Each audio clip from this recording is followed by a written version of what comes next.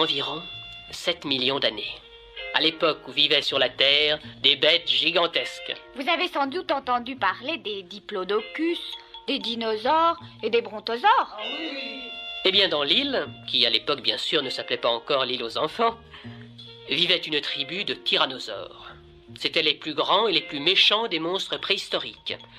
C'étaient de grands reptiles carnivores qui mesuraient jusqu'à 15 mètres de long et 5 mètres de haut. Oh là là. Leur tête à elle seule mesurait 1,40 m. Ils terrorisaient et dévoraient toutes les autres espèces qui vivaient dans l'île. Oui, mais il faut dire que parmi tous ces animaux vivait une famille de monstres très doux et très gentils, qui avaient des goûts bizarres, mais qui n'ennuyaient personne. On les appelait les Casimirus. C'étaient les ancêtres de Casimir. Les Casimirus étaient beaucoup plus petits que les tyrannosaures, mais ils étaient beaucoup plus intelligents, et cela agaçait énormément les tyrannosaures.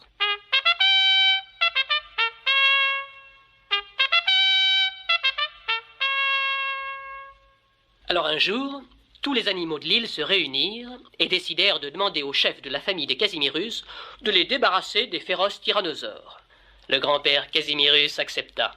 C'était la preuve d'un grand courage que chacun dans l'île admira. Il alla voir le chef des tyrannosaures juste après son déjeuner. Ce qui était beaucoup plus prudent, oui, car celui-ci, gavé de viande, n'avait plus assez d'appétit pour attaquer le Casimirus. Assieds-toi, Casimirus. Il proposa alors au chef tyrannosaure de l'inviter à dîner pour déguster une viande succulente qu'aucun tyrannosaure n'avait jamais mangée. L'autre acquiesça aussitôt, non sans menacer de manger tous les Casimirus si la viande promise n'était pas vraiment inconnue pour lui.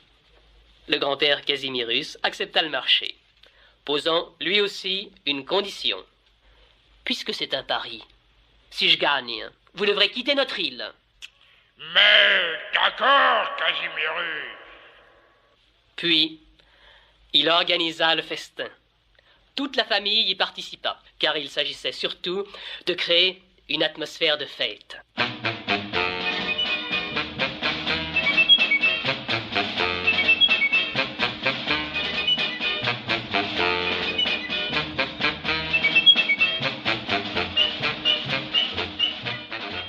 Alors, on dressa dans une clairière une estrade pour le Casimirus chanteur et les 3 Casimirus danseuses.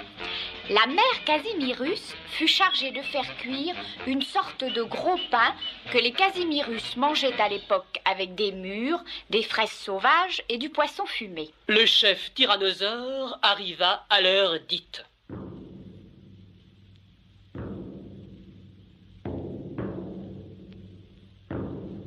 Très orgueilleux, il remuait sans arrêt sa longue queue, qui mesurait près de 7 mètres de long, et dont il était très fier. Tous les animaux de l'île, cachés dans les bois alentours, retenaient leur souffle pour mieux entendre et voir ce qui se passait dans la clairière. Les Casimirus danseuses et le Casimirus chanteur commencèrent le spectacle.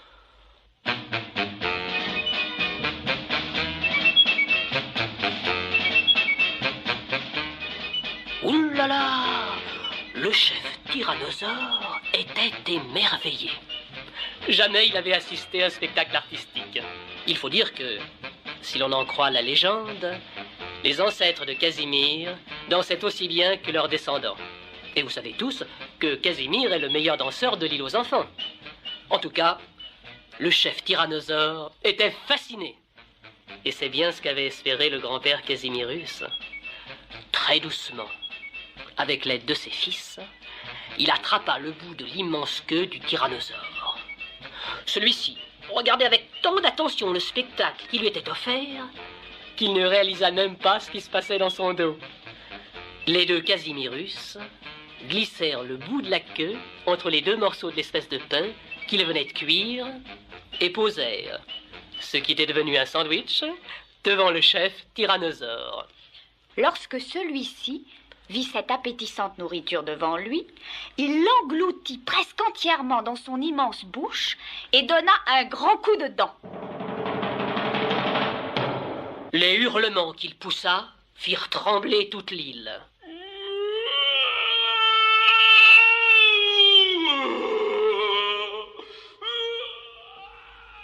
Le premier fut, bien sûr, un hurlement de douleur. Le second fut un hurlement de dépit pour avoir perdu son pari, car il n'avait jamais mangé de viande de tyrannosaure. Le troisième fut un hurlement de honte pour avoir perdu un grand morceau de la queue dont il était très fier. Le quatrième fut un hurlement de colère lorsqu'à son retour chez lui, les autres tyrannosaures se moquèrent de lui. Ce qui, entre nous, montre bien que les tyrannosaures étaient aussi bêtes que méchants. Eh bien, ce fut la dernière fois que l'on entendit le cri d'un tyrannosaure.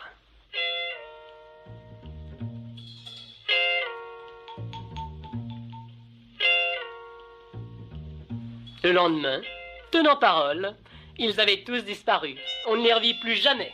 Tous les animaux de l'île acclamèrent le grand-père Casimirus, qui fut aussitôt élu roi de l'île sous le nom de Casimir Ier.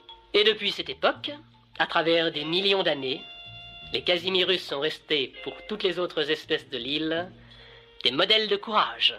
Ah, oh, ah, François, au secours! Oh, j'ai peur!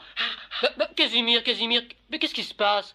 On vient justement d'expliquer avec Julie que les Casimirus sont des modèles de courage. Oh oui, mais regarde, il y a une souris blanche qui me poursuit depuis tout à l'heure.